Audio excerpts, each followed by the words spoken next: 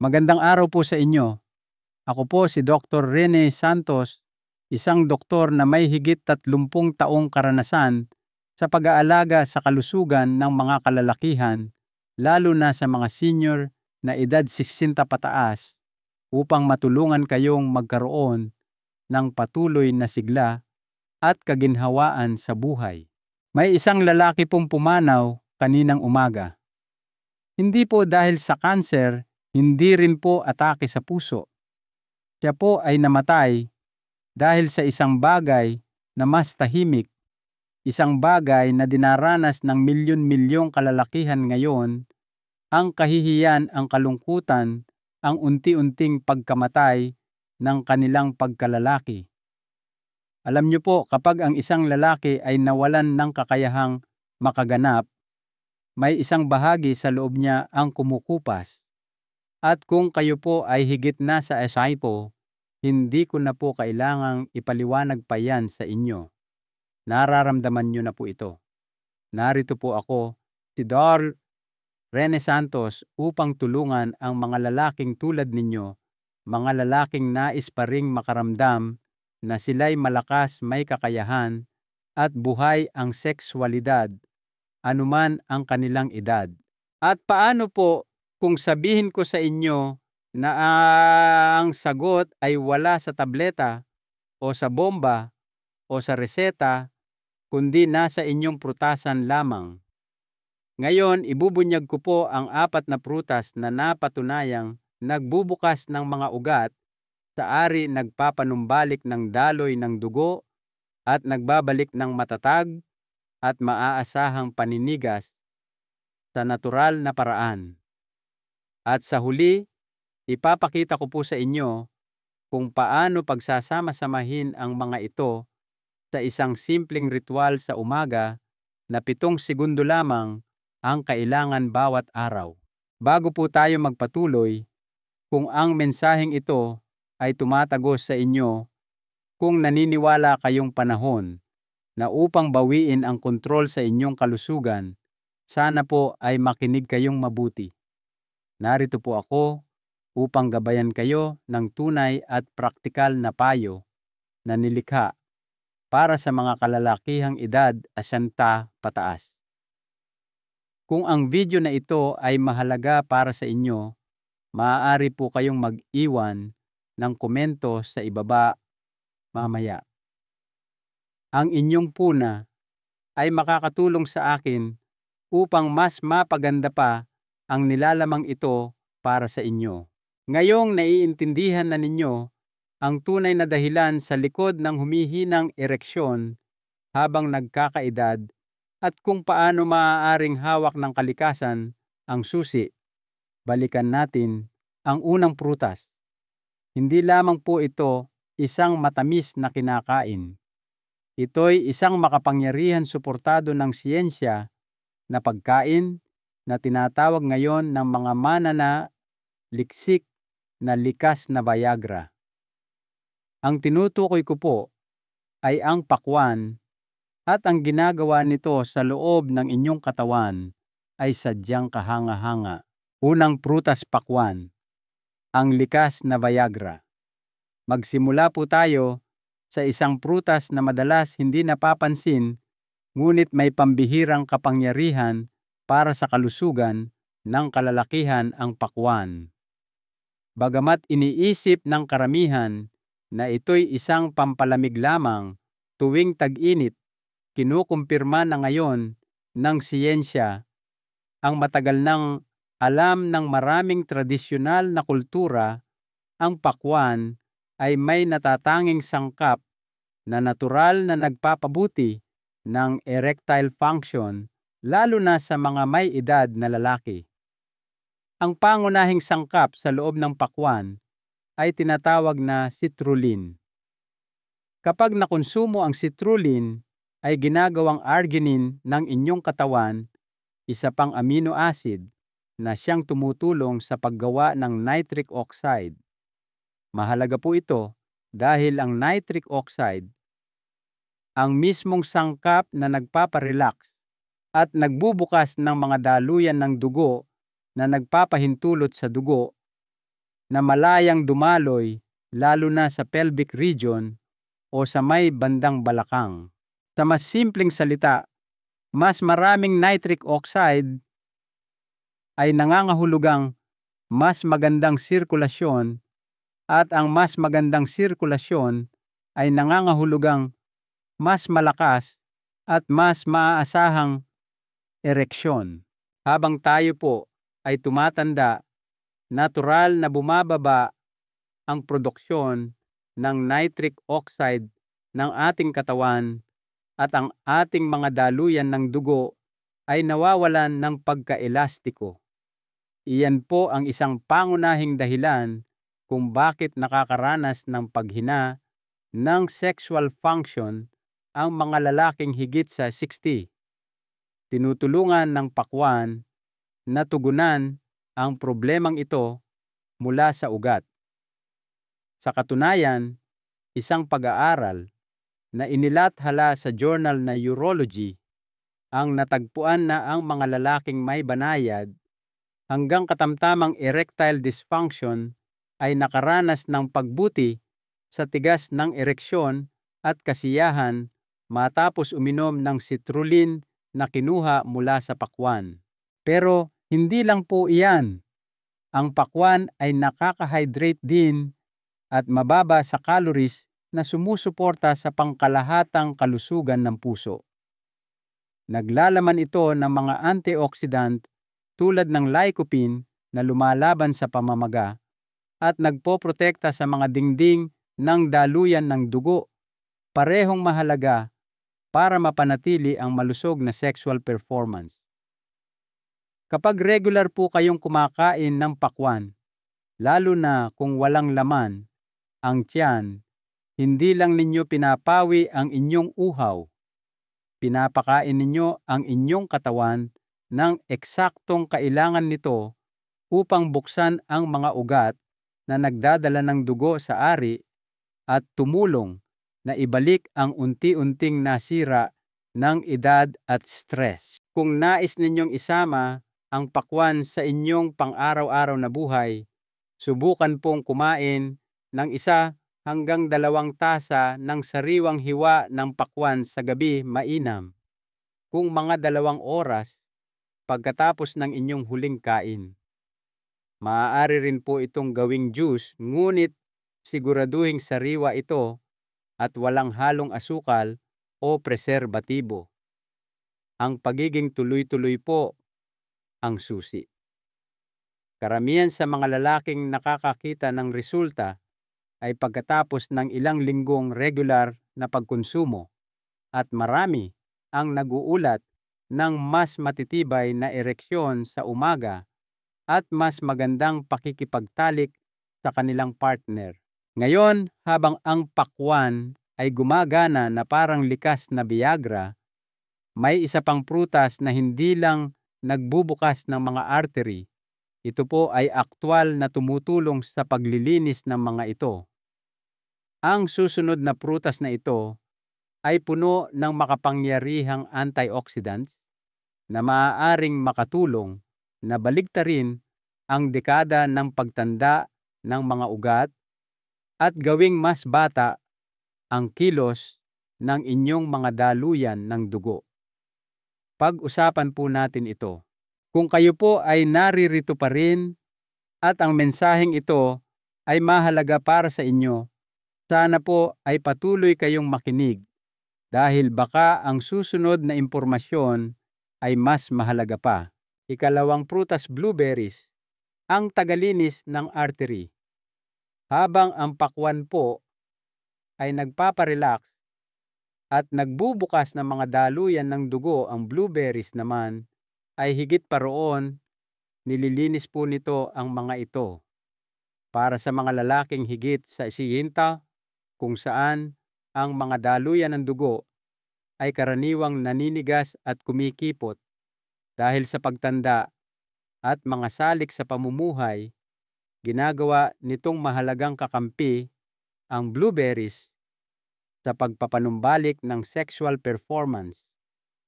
Puno ng malalakas na antioxidant na tinatawag na flavonoids Partikular ang anthocyanins, tinutulungan ng blueberries na ayusin at protektahan ang panloob na balat ng mga daluyan ng dugo na kilala rin bilang endothelium.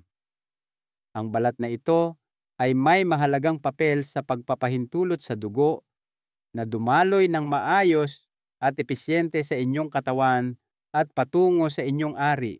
Ang American Journal of Clinical Nutrition ay naglathala ng isang pag-aaral na kinasasangkutan ng mahigit 25,000 kalalakihan na nagpakitang ang mga kumukonsumo ng mataas na antas ng flavonoids mula sa mga prutas tulad ng blueberries ay may makabuluhang nabawasang panganib na magkaroon ng erectile dysfunction. Natuklasan ng mga mananaliksik na pinapabuti ng flavonoids ang endothelial function, binabawasan ang pamamaga at nilalabanan ang oxidative stress. Lahat ng ito ay pangunahing nag-aambag sa mahinang sirkulasyon at mga issue sa ereksyon. Sa madaling salita, tinutulungan ng blueberries ang inyong mga daluyan ng dugo na kumilos na parang mas bata, mas nababaluktot, at mas tumutugon na nagpapahintulot sa mga itong maghatid ng dugo kung saan ito higit na kailangan. Bukod sa mga benepisyo nito sa ugat, sinusuportahan din ng blueberries ang kalusugan ng puso, paggana ng utak at regulasyon ng presyon ng dugo. Lahat ay mahahalagang salik sa pagpapanatili ng sigla sa sexualidad habang kayo ay nagkakaedad. Ang alta presyon partikular ay madalas na tahimik na pumapatay ng ereksyon. Sinasaktan nito ang mga daluyan ng dugo, binabawasan ang pagtugon sa pagka-stimulate at nakakasagabal sa paghahatid ng nitric oxide. Sa pamamagitan ng pagtulong na patatagin ang presyon ng dugo, hindi direktang sinusuportahan ng blueberries ang mas mahusay na performance sa kwarto. Upang makuha ang pinakamaraming benepisyo, inirerekomenda ko pong kumain ng kalahating tasa ng sariwa o frozen na blueberries araw-araw. Ito'y madaling makuha, natural na matamis at maaaring idagdag sa oatmeal yogurt o kainin ng mag-isa bilang merienda. Mahalaga po ang pagiging tuloy-tuloy. Ang mga sangkap na ito ay pinakamahusay na gumagana kapag naipon sa inyong sistema sa paglipas ng panahon. Isipin niyo po ito bilang pang-araw-araw na maintenance para sa inyong sirkulasyon na parang dahan-dahang kinukuskos ang inyong mga artery mula sa loob palabas. Marami sa aking mga matatandang pasyente na nagsisimulang kumain ng blueberries ng regular ang naguulat na hindi lamang sila nakakaramdam ng mas maraming enerhiya at pagiging alerto, kundi nagsisimula rin silang makaranas ng mas malalakas at mas kusang ereksyon, madalas pagkatapos lamang ng ilang linggo. Hindi po ito mahika. Ito'y resulta ng pinabuting daloy ng dugo at paggaling ng mga ugat na dulot ng isang simpleng prutas. Ngunit habang ang blueberries ay tahimik na naglilinis at nag-aayos, ang susunod na prutas ay gumagawa ng isang bagay na kasing halaga rin. Pinapatatag nito ang inyong sirkulasyon at isinasama ang hormonal balance sa usapan. At kung kayo po ay nakakaranas ng mababang enerhiya, pabago-bagong mood o matigas na taba sa tiyan, ang susunod na prutas na ito ay maaaring eksakto kung ano ang hinihingi ng inyong katawan. Talakayin po natin ito.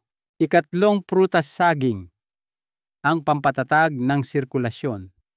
Ang saging po ay higit pa sa mabilisang merienda o pinagkukunan ng enerhiya. Isa ito sa pinakamahalagang prutas para sa pagpapatatag ng mismong sistema na nagpapagana sa inyong ereksyon ang inyong sirkulasyon. Habang tayo'y tumatanda, ang ating cardiovascular system ay nagiging mas sensitibo sa mga di pagkakatugma sa presyon ng dugo, antas ng sodium at stress hormones. Dito po nagniningning ang saging. Mayaman sa potassium, tinutulungan ng saging ang inyong katawan na mapanatili ang tamang presyon ng dugo sa pamamagitan ng pagbalanse sa sobrang sodium. Kapag kontrolado ang presyon ng dugo, ang inyong mga artery ay mananatiling relax at bukas na nagpapahintulot sa malusog at tuloy-tuloy na daloy ng dugo patungo sa ari habang na-e-excite. Maraming kalalakihan ang hindi nakakaalam na ang alta presyon ay isa sa mga pangunahing sanhi ng erectile dysfunction sa mga matatanda.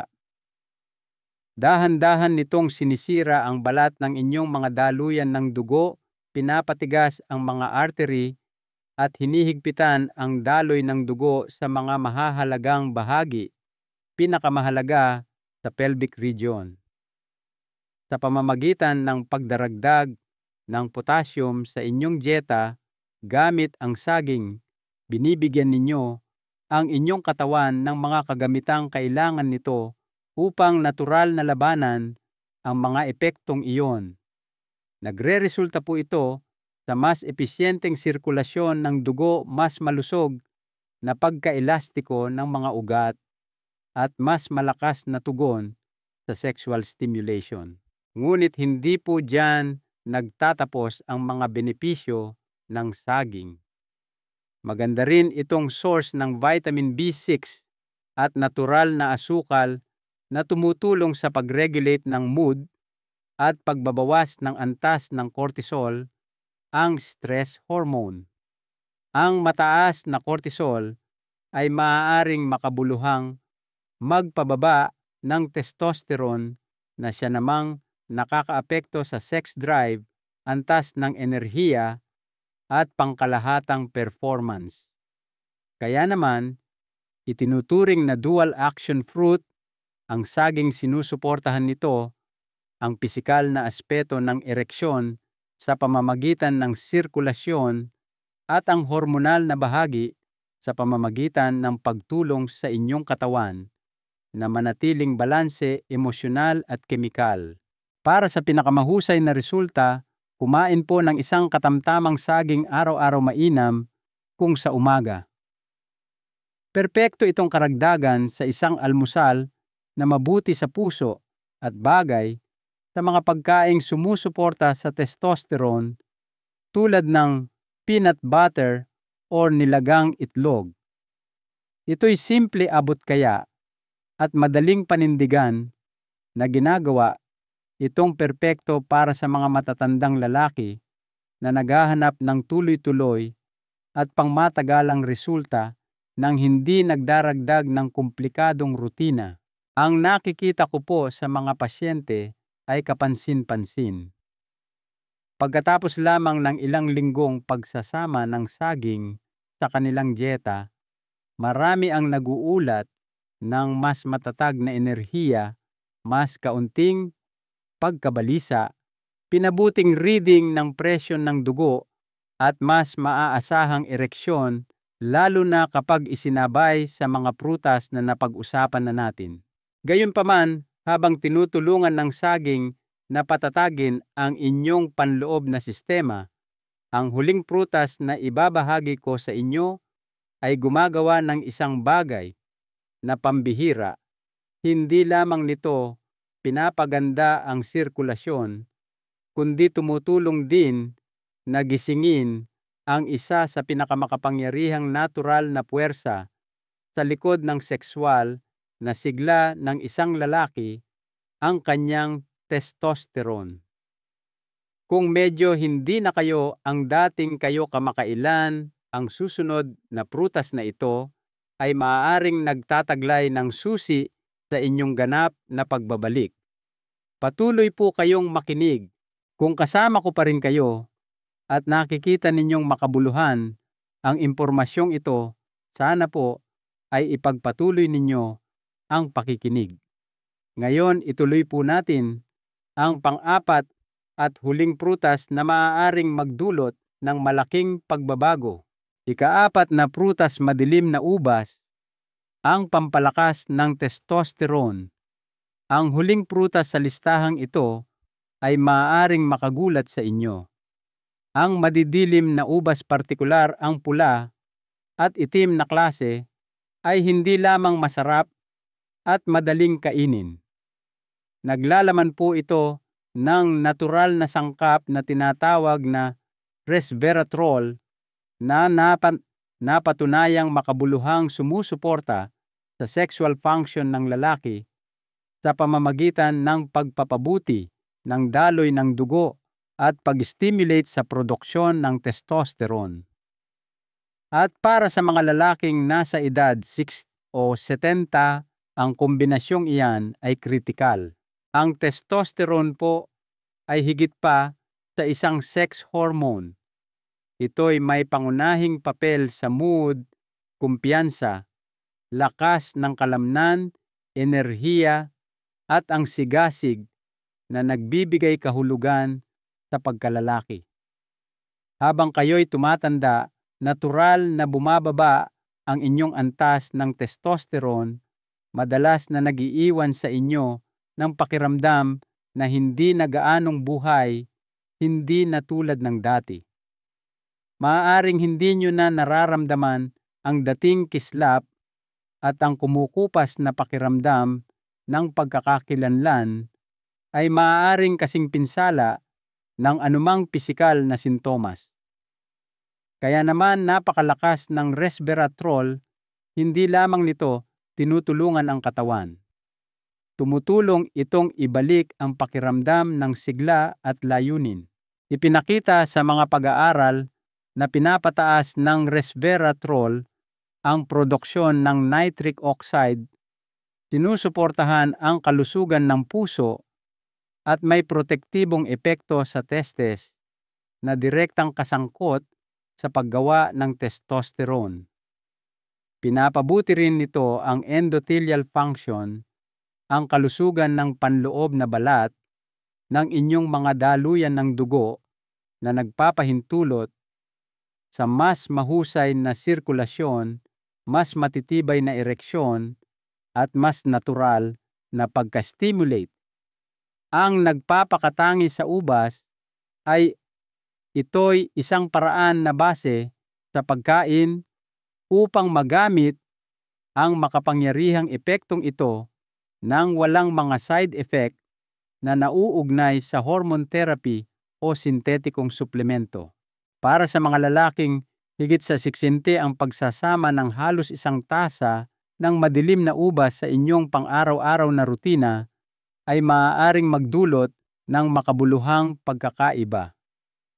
Pumili po ng organiko kung posible, lalo na sa ubas, dahil ang manipis nitong balat ay mas madaling kapitan ng pesticide. Maaari nyo itong kainin ng sariwa, i-freeze para sa malamig na merienda o gawing juice. Iwasan lang po ang mga binibiling grape juice na puno ng asukal. Ang mga lalaking nakatrabaho ko ay madalas naglalarawan ng mga di inaasahang pagbabago sa loob lamang ng ilang linggo, isang panibagong sigla, kusang pagka-excite na hindi nila naranasan sa loob ng maraming taon, at pinakamahalaga, isang lumalagong kumpiyansa sa kakayahan ng kanilang katawan na tumugon muli. Hindi po ito milagro. Ito'y mga natural na resulta ng pinabuting balanse ng hormone at daloy ng dugo na parehong tinutulungang ibalik ng ubas. Ngayon, natalakay na natin kung paano ginagampanan ng bawat isa sa mga prutas na ito ang isang tiyak na papel sa muling paggising ng inyong sexual na kalusugan. Ngunit ano po ang mangyayari kapag pinagsama-sama ninyo sila ng may estratehiya, simple at tuloy-tuloy? Sa susunod na bahagi, ibabahagi ko sa inyo ang isang makapangyarihang 7 segundong ritual sa umaga na pinagsasama ang mga prutas na ito sa isang sangkap na pinag-aralan sa klinika na maaaring magtaas ng inyong mga resulta sa susunod na antas. Hindi niyo po gugustuhing makaligtaan ito. Ang 7 segundong ritual sa umaga na muling gigising sa inyong pagkalalaki. Ngayong natuklasan na natin ang kapangyarihan ng 4 na prutas na ito, bawat isa ay sumusuporta sa daloy ng dugo, balanse ng hormone at kalusugan ng mga ugat. Oras na upang pagsama-samahin sila sa isang simple at makapangyarihang gawi. Tinatawag ko po itong 7 segundong ritual sa umaga. Bakit po? Dahil iyon lang ang kailangan upang ihanda ang inyong katawan para sa mas malalakas at mas maaasahang ereksyon, panibagong enerhiya at naibalik na kumpiyansa araw-araw.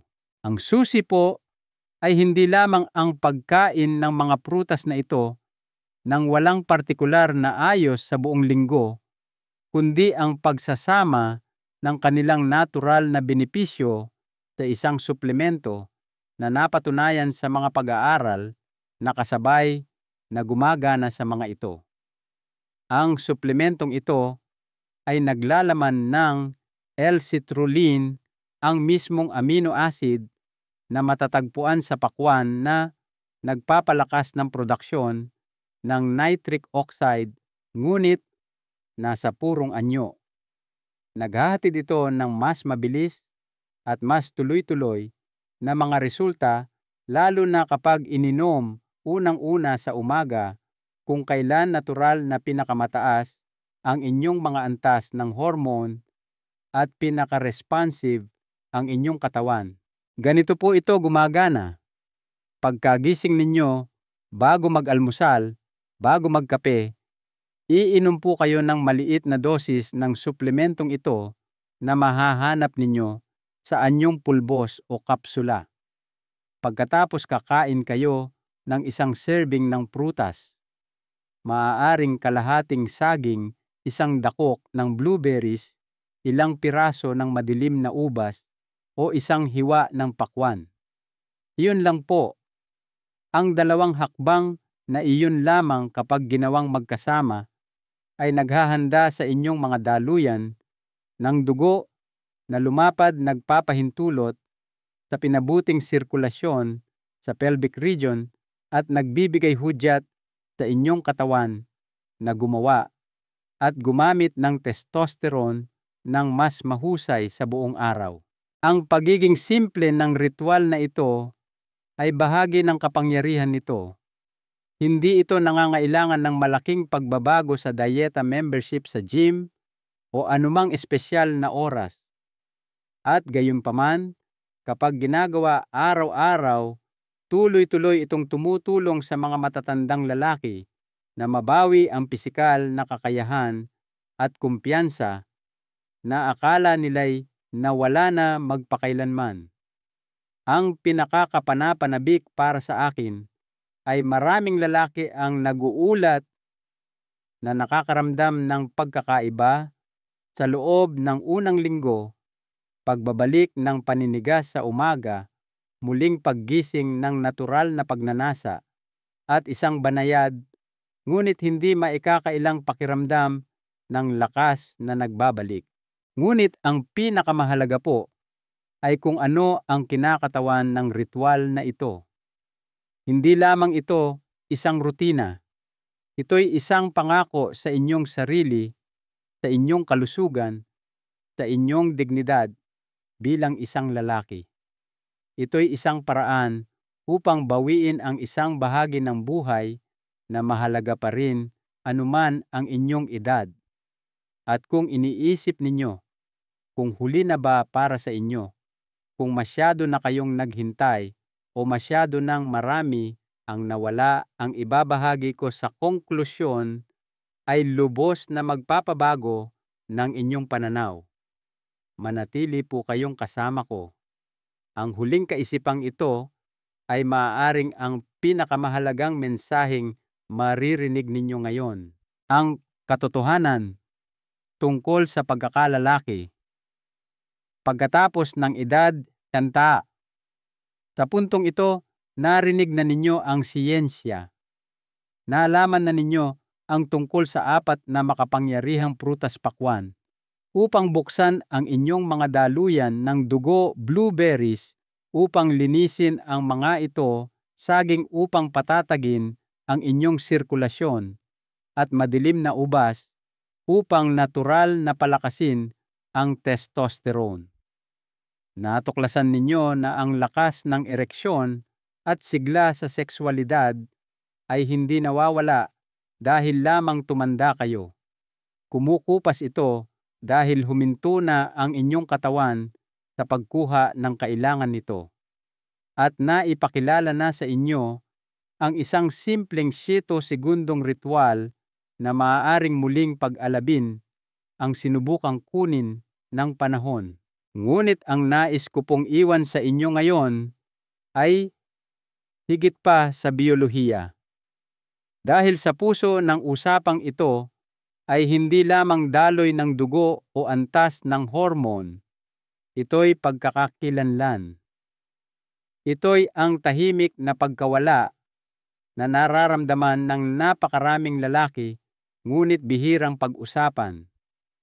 Kapag kumupas ang intimasya, kapag hindi na tumutugon ang katawan, kapag nagsimula kayong umiwas sa pagiging malapit, hindi dahil ayaw ninyo, kundi dahil takot kayong makabigo, ng iba binabago nito kung paano tinitingnan ng isang lalaki ang kanyang sarili.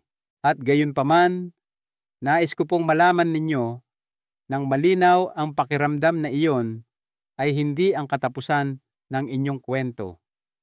Nakakita na po ako ng mga lalaki sa kanilang edad, 60, 70 at kahit 80s, na nagbago ng kanilang sitwasyon, hindi sa pamamagitan ng paghahabol sa kabataan, kundi sa pamamagitan ng pagpili na parangalan ang katawang.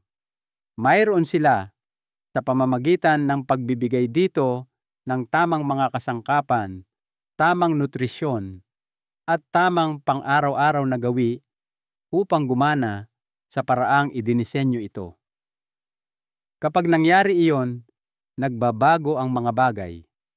Nagbabalik ang enerhiya sa umaga, nabubuo ang kumpiyansa, bumabalik ang kislap sa mga mata, at pinakamahalaga ang intimasya ay hindi na lamang alaala kundi nagiging buhay at humihingang bahagi muli ng buhay.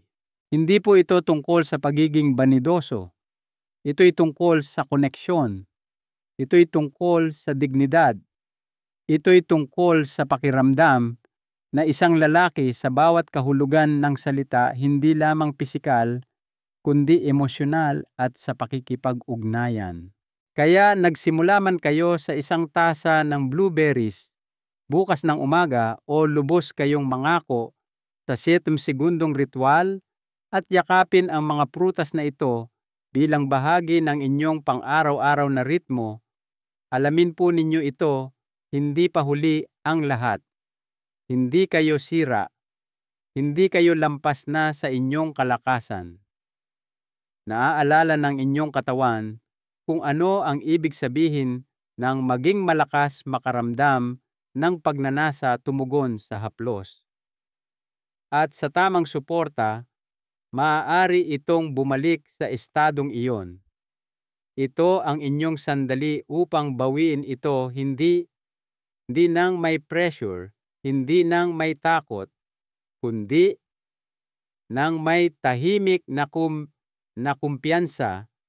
Alam na ang pagkalalaki ay hindi nagtatapos sa edad. Ito'y nag-e-evolve. At hindi kailanman huli upang muli itong gisingin. Narito po ang isang mahalagang aral sa buhay mula sa aking mga taon bilang doktor. Ang pinakamalalalim na pagbabago sa ating kalusugan at kaginhawaan ay madalas nagsisimula sa pinakasimple, pinakatuloy-tuloy na pang-araw-araw na pagkilos. Hindi po ito tungkol sa mga ingranding kilos, kundi sa maliliit at matatag na pangako sa ating sarili na bumubuo ng pundasyon para sa isang masiglang buhay sa anumang edad. Ang pag-aalaga sa inyong katawan ay isang gawa ng paggalang sa sarili at isang landas patungo sa muling pagtuklas ng inyong lakas. Kung ang mensaheng ito po ay nakaantig sa inyo, kung nagbigay ito sa inyo ng pag-asa o bagong pananaw, ikararangal ko po kung mag-iiwan kayo ng positibong reaksyon at ibahagi ito sa ibang lalaki sa inyong buhay. Isang kaibigan, kapatid, ama, na kailangang marinig ito. Mangyaring mag-subscribe para sa higit pang mga kaalamang tulad nito at lubos ko pong ikagagalak na marinig ang inyong mga saloobin o katanungan sa mga komento sa ibaba. Mahalaga po ang inyong paglalakbay at ang inyong tinig.